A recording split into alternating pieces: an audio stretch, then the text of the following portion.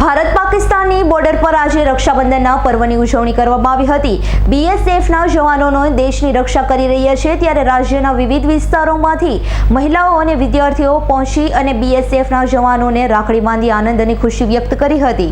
બનાસકાંઠા જિલ્લાના સરહદ વિસ્તારમાં આવેલ આંતરરાષ્ટ્રીય સરહદ એટલે કે ભારત પાકિસ્તાનની બોર્ડર નજીક નડાબેટ ખાતે રક્ષાબંધનના પર્વની ઉજવણી કરવામાં આવી હતી। ત્યારે વિવિધ વિસ્તારોમાંથી મહિલાઓ નડાબેટ ખાતે પહોંચીને તેમને બીએસએફના જવાનોને રાખડી બાંધી હતી। મહિલાઓ કહી રહી હતી પોતાના પરિવાર અને પોતાની બહેનોથી દૂર રહી દેશ અને આપણી જે રક્ષા કરી રહ્યા છે તેવા વીર જવાનો બીએસએફના જવાનો તેમને રાખડી બાંધીને આનંદ વ્યક્ત કર્યો હતો।